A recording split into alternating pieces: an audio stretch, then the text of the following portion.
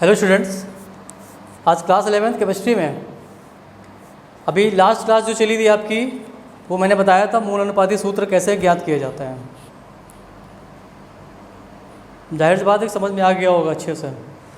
और आज मैं बताऊंगा, क्योंकि हम बता चुके थे कि जो यौगिक होते हैं उनके जो सूत्र होते हैं वो कितने टाइप्स के होते हैं। मैंने पहले बताया था मूल अनुपाती सूत्र द्वारा, दूसरा बताया था आणविक सूत्र या अणु सूत्र द्वारा, तीसरा होता है संरचना सूत्र के द्वारा।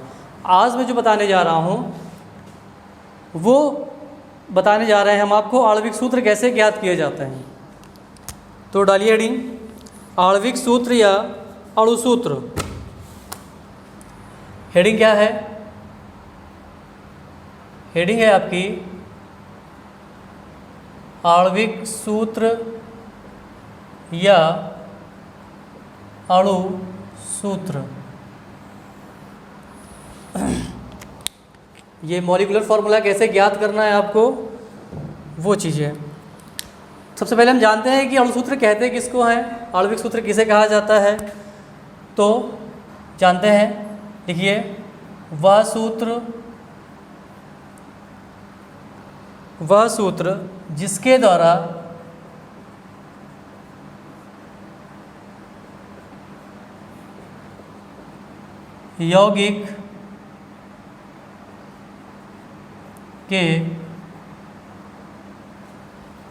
जिसके द्वारा यौगिक के एक अणु में उपस्थित यौगिक के एक अणु में उपस्थित तत्वों के परमाणुओं की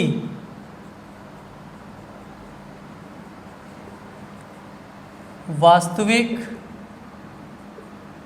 संख्या का ज्ञान होता है। यौगिक का अणु सूत्र कहलाता है। यौगिक का अणु सूत्र या आणविक सूत्र कहलाता है। कहने मतलब क्या हो गया? वह सूत्र जिसके द्वारा यौगिक के एक अणु में उपस्थित तत्वों के परमाणुओं की वास्तविक संख्या का ज्ञान होता है, यौगिक का आणविक सूत्र या अणु सूत्र कहलाता है। हमने एक एग्जाम्पल लिया यहाँ से, एक छोटा सा एग्जाम्पल लेते हैं CH4 के नाम से।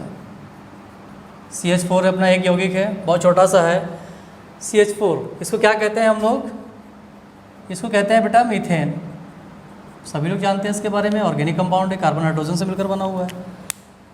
इस मीथेन के छोटे से यौगिक में, एक छोटे से अणु में अणु सूत्र है।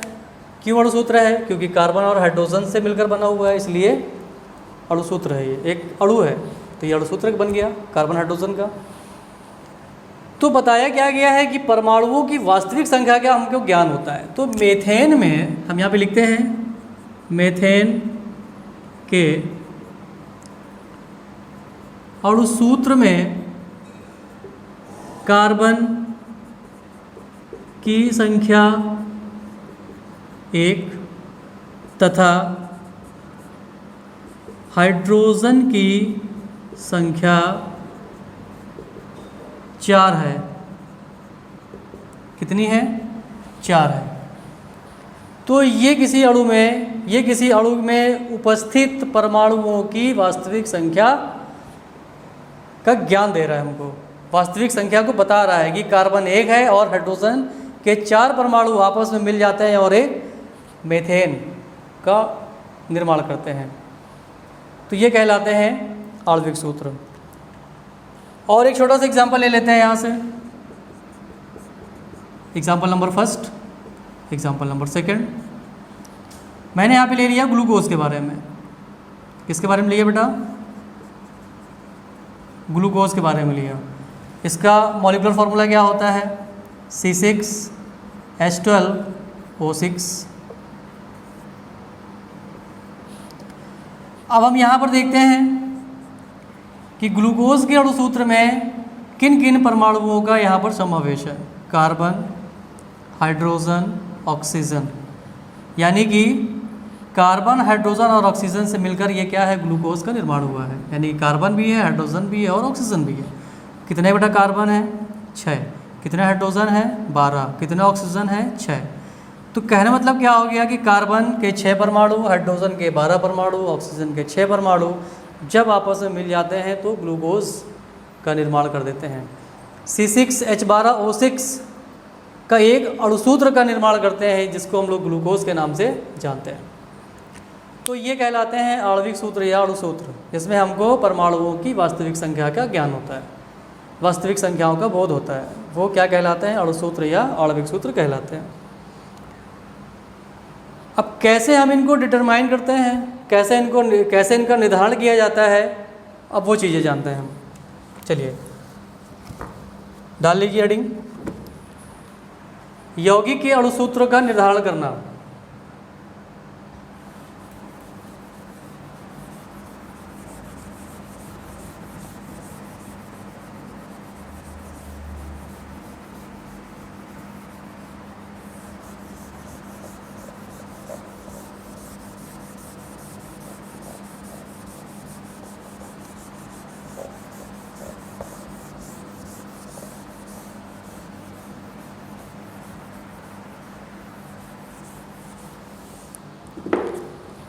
यौगिक के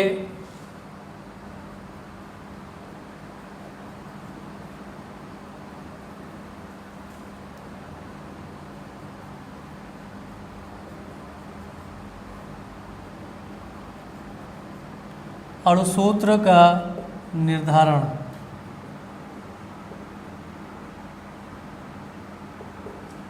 कैसे इनका निर्धारण किया जाता है।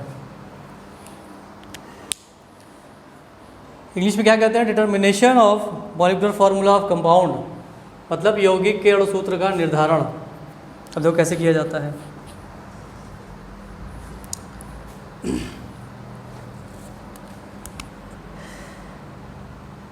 किसी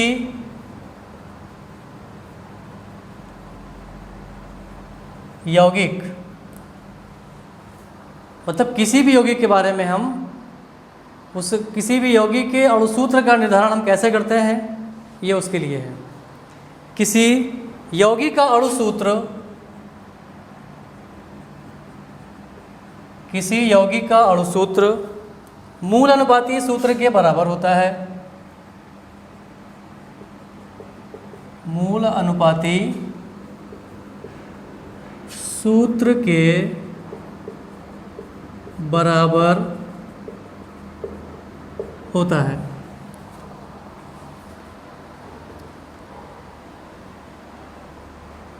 किसी यौगिक का जो अणुसूत्र है, कोई भी कंपाउंड है, उसका मॉलिक्यूलर फार्मूला इंपेरिकल फार्मूला के क्या होते हैं, बराबर होता है, इक्वल होता है। यानी कि अणुसूत्र बराबर क्या हो गया, मूल अनुपाती सूत्र बराबर होते हैं। या तो उसका कोई गुणांक या गुणक होता है,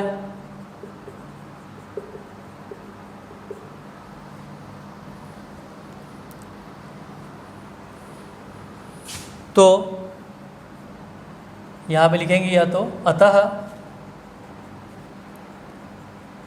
यौगिक का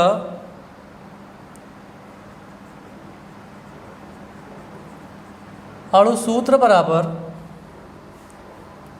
n गुणे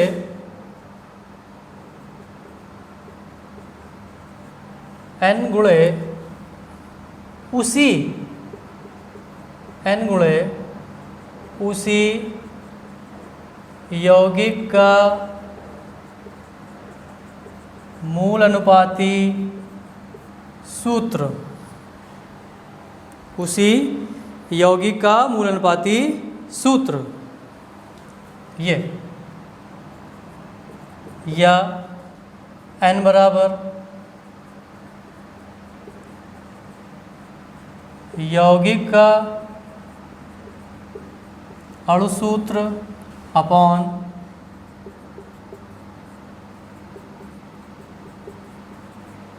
उसी यौगिक का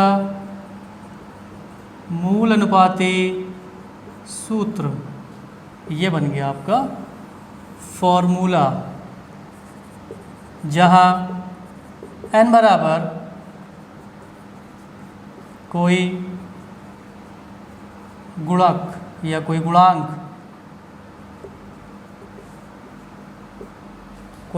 जहाँ n बराबर क्या है, कोई गुणांक है।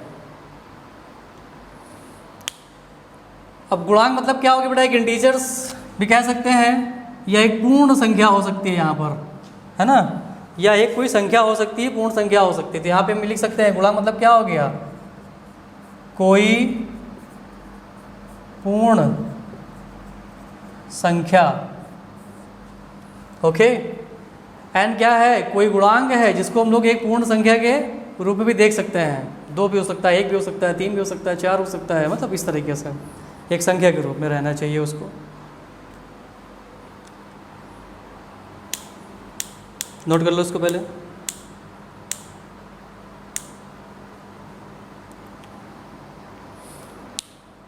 इसको नोट कर लो पहले फटाफट, फिर आगे बताते हैं।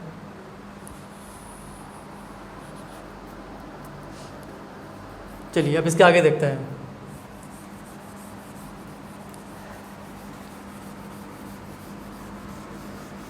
कैसे इनका निर्धारण किया जाना चाहिए, वो मेन होता है कैसे इसका निर्धारण करना है हमको आणविक सूत्र का, हम वो चीज़ देखते हैं।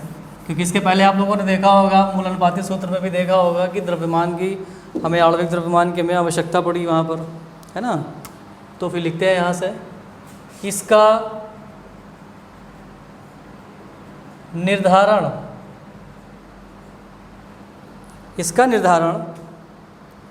यौगिक के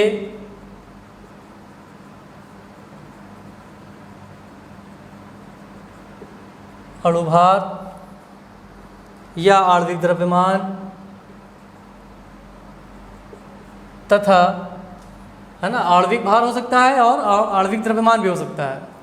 आणविक अणुभार तथा उसके मूल अनुपाती सूत्र भार तथा उसके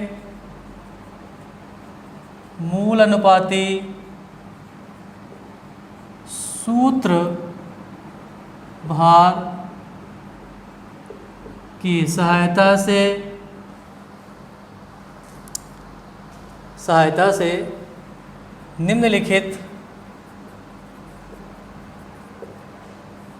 निम्नलिखित प्रकार से ज्ञात करते हैं।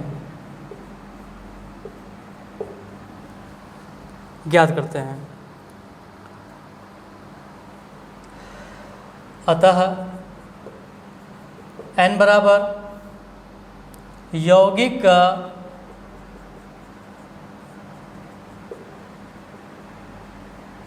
आणविक द्रव्यमान अपॉन यौगिक का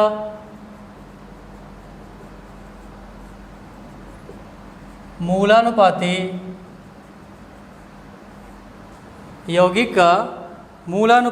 सूत्र द्रव्यमान। ये अब क्या होगा, यहाँ से हम किसी यौगिक के अणुसूत्र को ज्ञात कर सकते हैं। जहाँ पर n क्या है अपना, जहाँ स्मॉल n बराबर यौगिक का आणविक सूत्र या अणुसूत्र। क्लियर हो गया, यौगिक का आणविक सूत्र है या अणुसूत्र है, नोट कर लो उसको। सब कुछ हमको इम्पेरिकल फॉर्मूले के अकॉर्डिंग करना है, जैसे मैंने इम्पेरिकल फार्मूला का निर्धारण किया था, बिल्कुल उसी के बिहाय पर, उसी के ही आधार पर मुझे सारी की सारी प्रक्रियाएं मुझे वैसे ही करनी है। लेकिन जब कहा जाता है कि किसी यौगिक का अणुसूत्र ज्ञात करना है तो मुझे इस फॉर्मूले पर रख देना है और सारा का सारा मैटर क्लियर। नोट कर लो इसको फटाफट। अब इसके बाद बताता है, कोई क्वेश्चन है उसको लेते हैं, एग्जाम्पल लेते हैं और अच्छे से इसको बिल्कुल बेहतरीन तरीके से क्या करना है, आपको अपने दिमाग में कॉन्सेप्ट को क्लियर कर लेना है।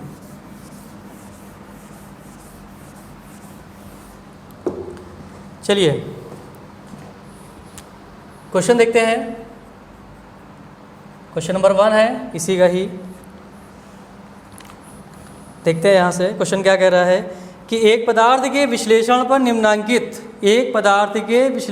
निम्नांकित प्रतिशत संगठन प्राप्त हुए।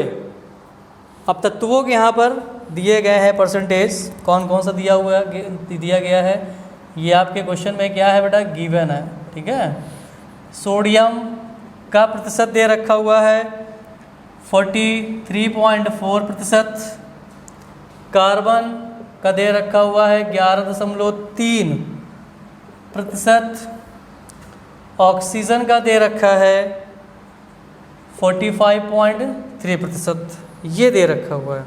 और कहा गया है इस पदार्थ के मूल अनुपाती सूत्र तथा आणविक सूत्र ज्ञात कीजिए। सबसे पहले मुझे क्या निकालना है, एम्पेरिकल फॉर्मूला निकालना है। फाइंड आउट क्या करना है मुझे, यहाँ से देख लेते हैं क्या क्या चीज़ें फाइंड आउट करनी है मुझे, देख लेते हैं। नंबर फर्स्ट पे क्या क्या निकालना है, सबसे पहले मुझे निकालना है इसका मूल अनुपाती सूत्र।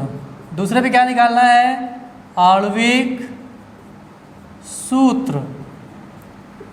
हम अगर एम्पेरिकल मूलानुपाती सूत्र अगर निकाल लेंगे तो हमको आणविक सूत्र निकालने में आसानी हो जाएगी। तो सबसे पहले हम क्या करते हैं, मूलानुपाती सूत्र को ज्ञात करते हैं। फर्स्ट मूलानुपाती सूत्र, प्रक्रिया मैंने बता दी थी कैसे क्या होता है। सबसे पहले सारणी बनाते हैं, सारणी द्वारा देख लेते हैं। सबसे पहले मैंने क्या बताया था, तत्व के बारे में बताया था, फिर बताया था मैंने उनके प्रतिशत के बारे में, फिर मैंने बताया था उनके द्रव्यमान के बारे में, फिर मैंने बताया था आपेक्षिक संख्या कैसे निकाली जाती है परमाणुओं की, आपेक्षिक संख्या कैसे निकाला जाता है, और फिर कैसे इनको सरल अनुपात में ज्ञात कर लेते हैं।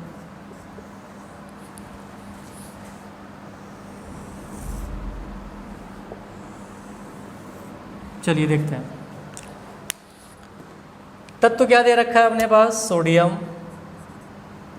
ऑक्सीजन, कार्बन है, कार्बन, ऑक्सीजन, ये दे रखे हुए हैं।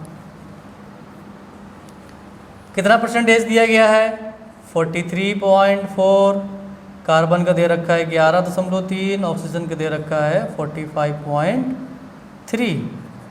अब सोडियम का द्रव्यमान कितना होता है बेटा, 23, कार्बन कितना होता है 12, ऑक्सीजन कितना होता है 16। क्लियर है। ये आपेक्षिक संख्या कैसे निकाला जाता है, ये मैंने बता दिया था कि प्रतिशत में द्रव्यमान संख्या का भाग दे देते हैं। तो सबसे पहले हम क्या करेंगे, प्रतिशत को लिखेंगे और द्रव्यमान से क्या करेंगे, भाग दे देंगे।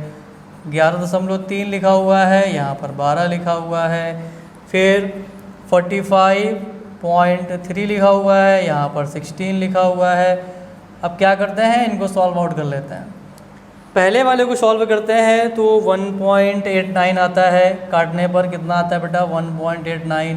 दोबारा इसको जब काट देते हैं तो ये आता है 0.94, और इसको काट देते हैं तो ये आता है 2.83, ये आ गया। अब देखते हैं कि सबसे परमाणुओं में सबसे आपेक्षिक संख्या, सबसे छोटी संख्या किसकी है आपेक्षिक संख्या में, तो किसका है, कार्बन तत्व का दिया गया है। अब क्या करते हैं कि कार्बन से बारी बारी कार्बन की आपेक्षिक संख्याओं से दिए गए परमाणुओं को क्या करते हैं, भाग दे देते हैं, क्योंकि आपेक्षिक संख्या सबसे कम किस परमाणु की है, कार्बन की है। तो सबसे पहले हम लोग क्या करेंगे, इसको बारी बारी के तत्वों में भाग देंगे। तो 1.89 अपॉन 0.94, 0.94 सेल्फ भी करेगा, और 2.83 अपॉन 0.94। तो हम लोग सबको हटा देंगे, ये हट गया, ये हट गया, इसको काटेंगे तो एक ही आएगा, इसको काटेंगे तो लगभग 2 आएगा, नीचे वाले को काटेंगे तो 3 आएगा। ये आ गया, तत्वों का सरल अनुपात आ गया। तो हम यहाँ से क्या करते हैं, सबसे पहले कि तत्वों का अनुपात देख लेते हैं। तत्व कौन कौन से हैं, सोडियम, कार्बन और ऑक्सीजन। सोडियम कितना दे रखा हुआ है, 2। कार्बन कितना दे रखा है बेटा, 1। ऑक्सीजन कितना दे रखा है, 3। ये दे रखा है। तो क्या बन गया, Na2CO3। अतः मूलानुपाती सूत्र Na2CO3 क्या बन गया, Na2CO3 बन गया। इसका नाम क्या होता है, सोडियम कार्बोनेट। इस पदार्थ का नाम क्या बन गया, सोडियम कार्बोनेट बन गया। अब हमको क्या निकालना है, इसका आणविक द्रव्यमान निकालना है। अब सबसे पहले हम क्या करेंगे, अतः मूलानुपाती सूत्र, या पदार्थ भी लिख सकते हैं, का आणविक द्रव्यमान। ये बेटा आणविक द्रव्यमान होता है लगभग 106। कितना होता है, 106 होता है। आप निकाल के देख लीजिए, 23 दूना 46, 23 2 से मल्टीप्लाई करेंगे 46, कार्बन 12 होता है, 46 12 कितना हो गया, 58, और 16 16 3 48 है ना, 58 48 जोड़ देंगे तो 106 आ जाएगा। चलिए ये आ गया। अब क्या करना है हमको, अब निकालने के लिए क्या करना है, हमको फॉर्मूला पता है अपना। इस फार्मूले पे क्या करना है, मुझे सेटिस्फाई कर देना। ये पहला तो आ गया आपका। अब सेकंड को सॉल्व आउट करना है। ये सेकंड के लिए थी प्रोसेस, है ना, ये सेकंड के लिए था। तो अब क्या करना है, आगे देख लेते हैं। n बराबर, फॉर्मूला क्या होता है, n बराबर यौगिक का आणविक, यौगिक का आणविक द्रव्यमान बटे यौगिक का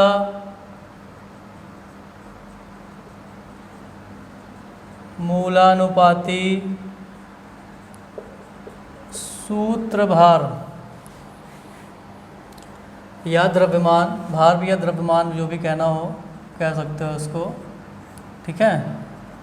n बराबर यौगिक आणविक द्रव्यमान कितना आया, 106 आ गया, नीचे वाला भी 106 आ गया, ओवरऑल कटने के बाद में क्या आ गया, 1 आ गया। तो यौगिक के जो अणुसूत्र है वो क्या आया, 1 आ गया। मतलब कहने का कि पदार्थ का जो आणविक सूत्र था वो एक ही था।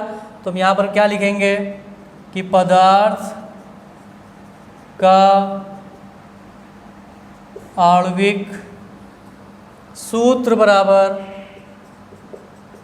1 × Na2CO3। अगर यहाँ पर 2 होता है तो सोडियम कार्बोनेट की संख्या कितनी हो जाती है, 2 हो जाती, 2 मोल, 2 यूनिट, है ना, 2 आयतन में हो जाता है। लेकिन यहाँ पर सिर्फ 1 निकला हुआ है, संख्या सिर्फ 1 आई है आणविक अणुसूत्र की। तो हम यहाँ पे सीधा क्या करेंगे, इसको Na2CO3 लिख देंगे और ये हमारा क्या हो जाएगा, आंसर। तो ये आपका क्वेश्चन कंप्लीट हो गया और आपका आणविक सूत्र कैसे निकाला जाता है ये भी कंप्लीट हो गया।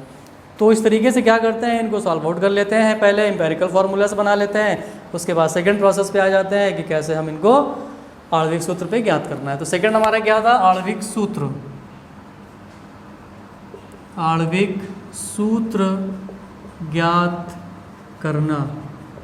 ये आणविक सूत्र हमको निकालना था, तो हमने आणविक सूत्र यहाँ से इसको निकालना शुरू कर दिया। तो इसको ऐसे निकाल लेते हैं।